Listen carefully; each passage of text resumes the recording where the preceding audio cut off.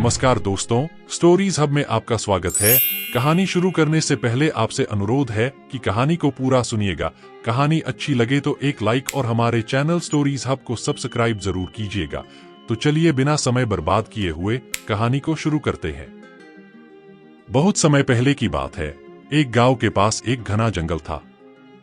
उस जंगल के बीचों बीच एक प्राचीन बोधि वृक्ष था जिसे लोग पूजते थे। कहा जाता था कि यह वही स्थान था जहां गौतम बुद्ध को ज्ञान प्राप्त हुआ था। गांव वाले अक्सर इस वृक्ष के नीचे बैठकर अपनी चिंताओं को दूर करने की प्रार्थना करते थे। एक दिन गांव में एक बड़ा संकट आ गया। नदी, जो गांव की जीवन रेखा थी, सूखने लगी। खेत बंजर हो गए और लोग भूख प्यास से परेशान हो उठे। चारों तरफ हाहाकार मच गया। किसी के पास कोई समाधान नहीं था। गांव का मुखिया, जो बुद्धिमान और शांत स्वभाव का व्यक्ति था, लोगों को समझाने की कोशिश करता, पर उसकी बात कोई नहीं सुनता। एक दिन गांव की सभा में एक बुजुर्ग ने सुझाव दिया, हमें बुद्ध की शिक्षाओं को समझने की जरूरत है। शायद उनकी कहानियां हमें इस संकट से पार पाने का रास्ता दिखा सकें। सभी ने सहमति जताई और मुखिया को यह जिम्मेदारी दी कि वह जंगल में जाकर उस बोधि वृक्ष के नीचे तपस्वी बनकर कुछ समाधान तलाशे। मुखिया ने गांव वालों की बात मान ली। अगली सुबह वह कुछ भोजन और पानी लेकर जंगल की ओर चल पड़ा। जब वह बोधि वृक्ष के पास पहुंचा तो उसने वहां ध्यान करना शुरू कर दिया। उसकी आंखें बंद थीं, लेकिन उसका मन अस्थिर था।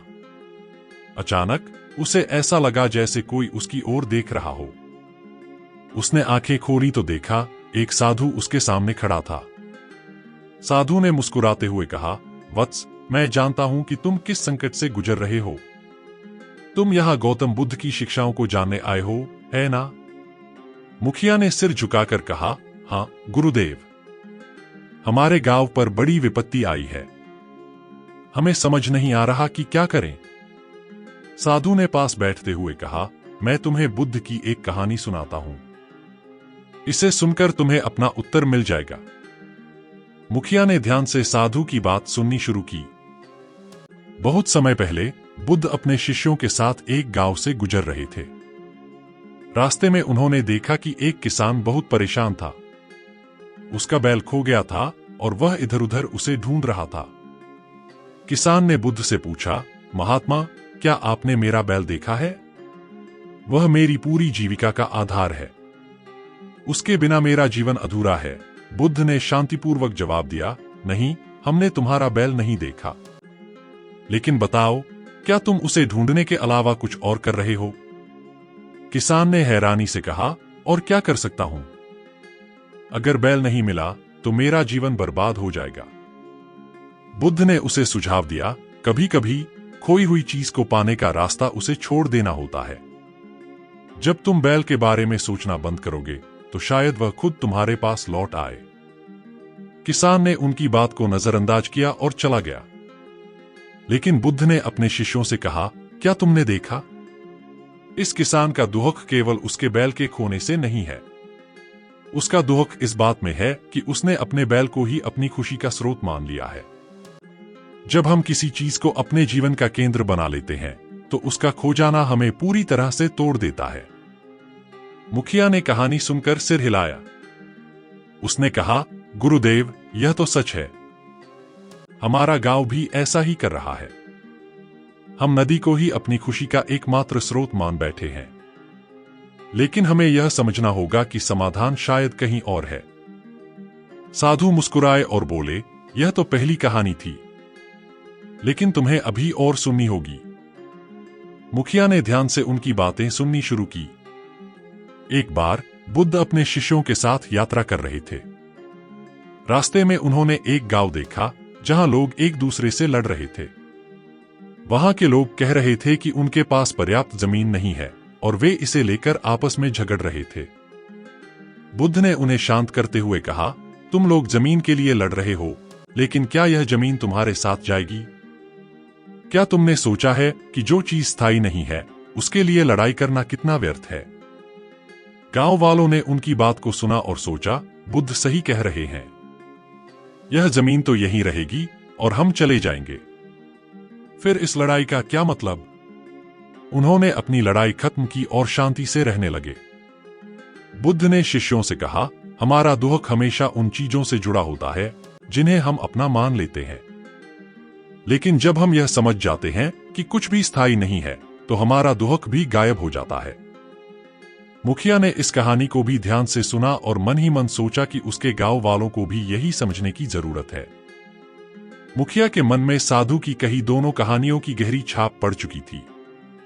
वह इन बातों को समझने की कोशिश कर रहा था कि तभी साधु ने कहा, वत्स, केवल कहानी सुनने से जीवन नहीं बदलता, तुम्हें इसे अपने अनुभवों में उतारना होगा। लेकिन इसके लिए तुम्हें एक और कहानी सुननी होगी, क्योंकि हर शिक्षा को समझने का एक क्रम होता है। मुखिया ने विनम्रता से सिर झुकाया और कहा, गुरुदेव, मैं तैयार हूं, कृपया आगे सुनाइए। साधु ने पास के बोधि वृक्ष की ओर इशारा किया और कहा, यह वृक्ष केवल छाया और फल देने के लिए ही नहीं है। यह हमें सिखाता है कि हर समस्या का समाधान धैर्य और समर्पण में छिपा होता है। इसी संदर्भ में मैं तुम्हें बुद्ध की एक और कहानी सुनाता हूं, ध्यानपूर्वक सुनो। साधु ने कहना शुरू किया, एक बार गौतम बुद्ध अपने शिष्यों के साथ एक यात्रा पर निकले थे। चलते चलते वे एक गांव पहुंचे, जहां उन्हें ठहरने के लिए एक सुंदर झील के पास जगह मिली। जब वे वहां बैठे तो एक शिष्य ने बुद्ध से पूछा, भगवान, आप हमेशा कहते हैं कि हमारी मन की समस्याओं का समाधान हमारे भीतर है, लेकिन जब हम घबराए हुए हों या क्रोधित हों तो हमें उस समाधान तक पहुंचने का रास्ता कैसे मिलेगा? बुद्ध ने मुस्कुराते हुए उस शिष्य को झील से थोड़ा पानी लाने के लिए कहा। शिष्य ने जल्दी से एक कटोरा लिया और झील के पास गया। पर जैसे ही उसने कटोरे में पानी भरा, एक गाय झील के किनारे आई और पानी में चलने लगी। उसका चलना पानी को गंदा और मटमैला कर गया।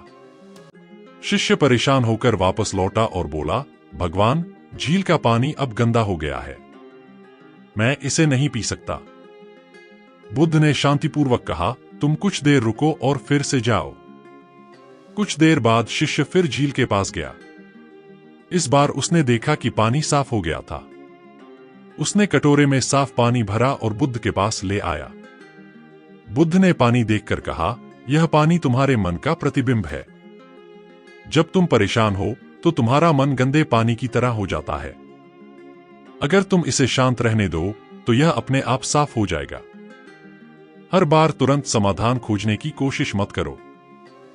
समस्याओं को धैर्य और समय दो और वे खुद ही सुलझ जाएंगी। साधु की यह कहानी सुनकर मुखिया के मन में गहरी शांति छा गई। उसने साधु से कहा, गुरुदेव, यह तो मेरे गांव की स्थिति है। हम अपनी समस्या का समाधान तुरंत चाहते हैं और इसी कारण हम और ज्यादा परेशान हो जाते हैं। साधु ने सिर हिलाते हुए कहा, तुम सही कह रहे हो। तुम्हारे गांव को यह सीखने की जरूरत है कि कभी कभी समाधान खोजने के लिए शांत रहना ही सबसे बड़ा उपाय होता है। लेकिन अभी तुम्हें एक और महत्वपूर्ण शिक्षा सुननी होगी। मुखिया ने ध्यान से सुनने के लिए अपनी जगह ली। साधु ने कहना शुरू किया, एक बार बुद्ध से एक राजा मिलने आया। राजा अपने जीवन में बड़ी समस्याओं से घिरा हुआ था। उसने बुद्ध से पूछा, भगवान, मेरे पास सब कुछ है, धन, शक्ति और वैभव, फिर भी मैं कभी संतुष्ट नहीं रहता। हर बार जब मैं कुछ हासिल करता हूं तो मुझे और अधिक की चाहत होती है। कृपया मुझे बताएं, यह अंतहीन प्यास क्यों है? बुद्ध ने राजा को एक गिलास पानी दिखाया और कहा, राजन, अगर इस गिलास में एक बूंद जहर मिला दिया जाए तो क्या तुम इसे पियोगे? राजा ने झट से कहा, नहीं भगवान, यह मुझे मार देगा। बुद्ध मुस्कुराए और बोले, तुम्हारे मन में लालच, लोभ और असंतोष भी जहर की तरह है। यह धीरे धीरे तुम्हारे भीतर की शांति को खत्म कर देते हैं। जब तक तुम इसे नहीं पहचानोगे और इसे दूर नहीं करोगे, तब तक तुम्हें संतोष और शांति नहीं मिलेगी। राजा ने गहरी सांस लेते हुए कहा, भगवान, मैं समझ गया, लेकिन इस जहर से छुटकारा पाने का रास्ता क्या है? बुद्ध ने जवाब दिया, साधारण जीवन जियो, हर परिस्थिति में संतोष पाओ और दूसरों की मदद करने की भावना रखो। जब तुम्हारा मन दूसरों की भलाई में रमा रहेगा तो तुम्हारी प्यास अपने आप मिट जाएगी। साधु ने कहानी समाप्त की और मुखिया से कहा, यह कहानी तुम्हारे गांव के लिए भी उपयुक्त है। अगर लोग दूसरों के बारे में सोचें और एक दूसरे की मदद करें तो उनकी समस्याएं स्वतः हल होने लगेंगी। लेकिन यह तभी होगा जब हर व्यक्ति यह समझे कि लालच और असंतोष से बड़ा कोई संकट नहीं है। मुखिया ने साधु को प्रणाम किया और कहा, गुरुदेव, आपने मेरी आंखें खोल दी। अब मैं अपने गांव वापस जाऊंगा और इन शिक्षाओं को लोगों तक पहुंचाने की कोशिश करूंगा। मुखिया ने साधु से आशीर्वाद लिया और बोधि वृक्ष के नीचे बैठकर कुछ देर ध्यान किया। उसके मन में अब एक नई ऊर्जा और स्पष्टता थी। उसने ठान लिया कि वह अपने गांव लौटकर बुद्ध की शिक्षाओं को इस तरह से साझा करेगा कि लोग उन्हें अपने जीवन में उतार सकें। जंगल से गांव लौटने का रास्ता लंबा था, लेकिन मुखिया के कदम अब पहले से ज्यादा मजबूत और उत्साहित थे। गांव में पहुंचने पर उसने देखा कि हालात और भी बिगड़ गए थे। लोग एक दूसरे पर गुस्सा निकाल रहे थे और आपसी सहयोग लगभग खत्म हो चुका था। कुछ लोग गांव छोड़कर जा रहे थे तो कुछ खुद को ही दोष दे रहे थे। मुखिया ने सबसे पहले गांव के चबूतरे पर एक सभा बुलाई। लोग अनमने भाव से वहां आए, लेकिन मुखिया की आवाज में कुछ ऐसा था जिसने सबको खींच लिया। भाइयों और बहनों, मुखिया ने कहा, मैं बोधि वृक्ष के पास से लौटा हूं और मैं वहां से बुद्ध की शिक्षाओं को लेकर आया हूं। मैं जानता हूं कि आप सभी परेशान हैं, लेकिन मुझे विश्वास है कि अगर हम इन शिक्षाओं को अपनाएंगे तो हम इस संकट से बाहर निकल सकते हैं। लोगों में हलचल हुई। कोई कह रहा था, क्या बातें करने से समस्या हल हो जाएगी? तो कोई बोल रहा था, अगर नदी नहीं बहेगी तो खेत कैसे उपजेंगे? मुखिया ने उनकी बातें सुनी और शांतिपूर्वक कहा, आप सभी ठीक कह रहे हैं। पानी की कमी हमारी समस्या है, लेकिन क्या केवल शिकायत करने से यह समस्या हल होगी? मैं आपको बुद्ध की एक कहानी सुनाता हूं। शायद इससे हमें कुछ समझने में मदद मिले। सभा में सन्नाटा छा गया। हर कोई ध्यान से सुनने लगा। बहुत समय पहले की बात है। मुखिया ने कहना शुरू किया, एक व्यक्ति अपने जीवन में बहुत परेशान था। वह बुद्ध के पास गया और कहा, भगवान, मेरी जिंदगी में हर वक्त कोई न कोई समस्या बनी रहती है। मैं हमेशा दुखी रहता हूं। क्या आप मुझे इन समस्याओं से छुटकारा दिला सकते हैं? बुद्ध ने मुस्कुराकर कहा, मैं तुम्हारी मदद कर सकता हूं, लेकिन पहले तुम्हें मेरे लिए एक छोटा सा काम करना होगा। वह व्यक्ति बोला, बताइए भगवान, मैं कुछ भी करने को तैयार हूं। बुद्ध ने कहा, तुम गांव में जाओ और ऐसे घर को खोजो जहां कोई समस्या न हो। वहां से मुझे एक मुट्ठी चावल लाकर दो। वह व्यक्ति गांव में गया और घर घर जाकर पूछने लगा, क्या इस घर में कोई समस्या नहीं है? हर घर में उसे कोई न कोई समस्या मिलती। किसी के पास पैसे की कमी थी तो किसी को स्वास्थ्य की चिंता थी। किसी के रिश्ते खराब थे तो कोई किसी और समस्या से जूझ रहा था। आखिरकार वह व्यक्ति खाली हाथ बुद्ध के पास लौटा और बोला, भगवान, मैंने पूरे गांव में ढूंढा, लेकिन ऐसा कोई घर नहीं मिला जहां समस्या न हो। बुद्ध ने मुस्कुराकर कहा, यही जीवन है। समस्याएं हर किसी के जीवन का हिस्सा हैं। उनसे भागने की बजाय हमें यह सीखना होगा कि उनके साथ कैसे जीना है। मुखिया ने कहानी खत्म की और सभा की ओर देखा।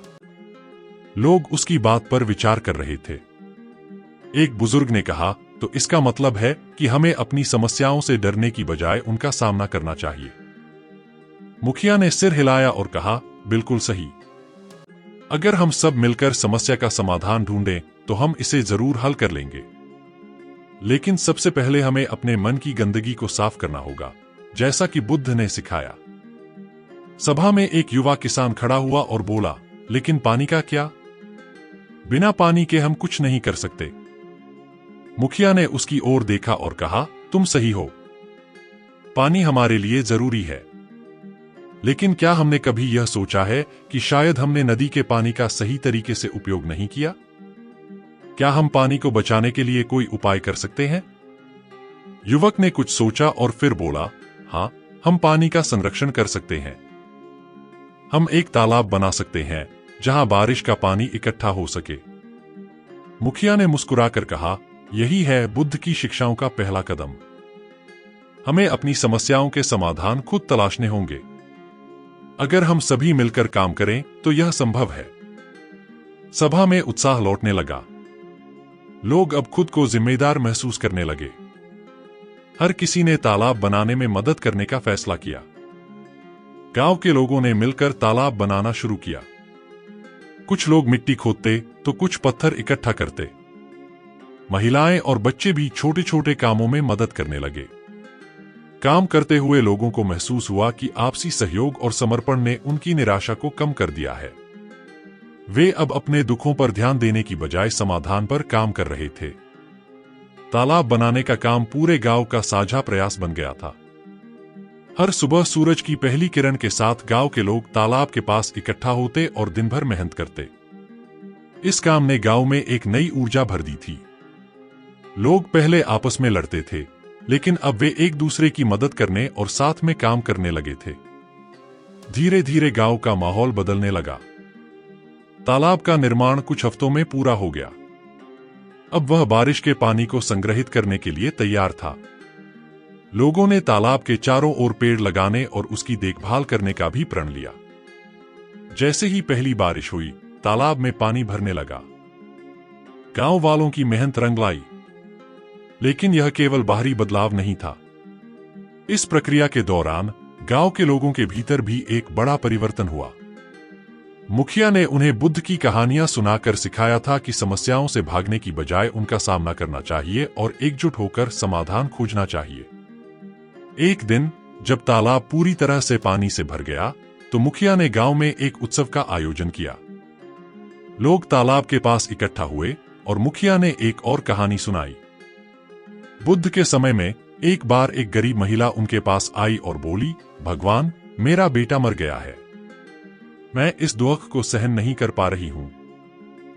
कृपया उसे जीवित कर दें। बुद्ध ने कहा, ठीक है, मैं तुम्हारे बेटे को जीवित कर दूंगा, लेकिन पहले तुम मुझे किसी ऐसे घर से एक मुट्ठी सरसों के दाने लाकर दो जहां कभी कोई मृत्यु न हुई हो। वह महिला तुरंत गांव के हर घर में गई और पूछने लगी, लेकिन हर घर में उसे यही जवाब मिला, हमारे घर में भी किसी न किसी की मृत्यु हुई है। अंततः महिला वापस बुद्ध के पास आई और बोली, भगवान, ऐसा कोई घर नहीं है जहां मृत्यु न हुई हो। बुद्ध ने मुस्कुराकर कहा, तो तुम्हें समझना चाहिए कि मृत्यु जीवन का हिस्सा है। जब तक तुम इसे स्वीकार नहीं करोगी, तुम्हारा दुख खत्म नहीं होगा। मुखिया ने कहानी खत्म की और कहा, यह कहानी हमें सिखाती है कि हर समस्या, हर दुख जीवन का हिस्सा है। लेकिन अगर हम उन्हें स्वीकार करें और मिलकर उनका सामना करें, तो हम उन्हें अपनी ताकत में बदल सकते हैं। लोगों ने तालियां बजाईं और मुखिया को धन्यवाद दिया। अब गांव में न केवल पानी की समस्या हल हुई थी, बल्कि लोगों के बीच प्रेम और सहयोग की भावना भी बढ़ गई थी। कुछ समय बाद गांव में हरियाली लौट आई। खेत लहलहाने लगे और लोगों के चेहरे पर मुस्कान लौट आई। गांव के बुजुर्गों ने कहा, हमने अपनी आंखों से देखा है कि गौतम बुद्ध की शिक्षाएं केवल सुनने के लिए नहीं, बल्कि उन्हें जीने के लिए हैं। मुखिया ने साधु को धन्यवाद देने के लिए फिर से जंगल जाने का फैसला किया। वह बोधि वृक्ष के पास पहुंचा और साधु को अपनी कहानी सुनाई। साधु ने मुस्कुराकर कहा, वत्स, तुमने बुद्ध की शिक्षाओं को सही अर्थों में अपनाया और उन्हें अपने गांव में पहुंचाया। यही उनका असली उद्देश्य था। अब तुम्हारा गांव न केवल संकट से बाहर है, बल्कि एक आदर्श भी बन गया है। मुखिया ने साधु को प्रणाम किया और लौटते वक्त बोधि वृक्ष को भी धन्यवाद दिया। उसने मन ही मन सोचा कि यह अनुभव और सीख उसके जीवन का सबसे बड़ा खजाना है। गांव में लौटकर उसने अपने अनुभव साझा किए और बुद्ध की कहानियों को और लोगों तक पहुंचाने का प्रण लिया। अब यह गांव केवल एक गांव नहीं था, बल्कि बुद्ध की शिक्षाओं का जीता जागता उदाहरण बन चुका था। दोस्तों, कहानी समाप्त हुई। आइए दोस्तों, इस कहानी के निष्कर्ष पर भी नजर डाल लेते हैं। इस कहानी से हमें यह सीख मिलती है कि जीवन में समस्याएं, दुख और कठिनाइयां अनिवार्य हैं, लेकिन उनका समाधान हमारी सोच, धैर्य और आपसी सहयोग में छिपा होता है। गौतम बुद्ध की शिक्षाएं हमें सिखाती हैं कि हर संकट का सामना शांत चित्त से करें और दूसरों के साथ मिलकर उसे सुलझाएं। स्वीकार्यता जीवन का पहला कदम है। जो बीत चुका है उसे बदला नहीं जा सकता, लेकिन उसे समझकर और स्वीकार करके हम आगे बढ़ सकते हैं। समर्पण और सहयोग वह शक्ति है जो असंभव को भी संभव बना सकती है। जब लोग अपने स्वार्थ से ऊपर उठकर एकजुट होते हैं, तो वे किसी भी चुनौती को पार कर सकते हैं। सच्ची खुशी और संतोष बाहरी चीजों में नहीं, बल्कि अपने भीतर शांति और दूसरों की भलाई में है। यह कहानी हमें सिखाती है कि केवल सुनने और जानने से कुछ नहीं बदलता। असली बदलाव तब होता है जब हम इन शिक्षाओं को अपने जीवन में अपनाते हैं और दूसरों तक पहुंचाते हैं। तो दोस्तों, अब पूरी तरह से कहानी हुई समाप्त। ऐसी और भी कहानियों के लिए हमारे चैनल स्टोरीज हब को सब्सक्राइब करें और लाइक जरूर करें। धन्यवाद। मिलते हैं एक और नई कहानी के साथ।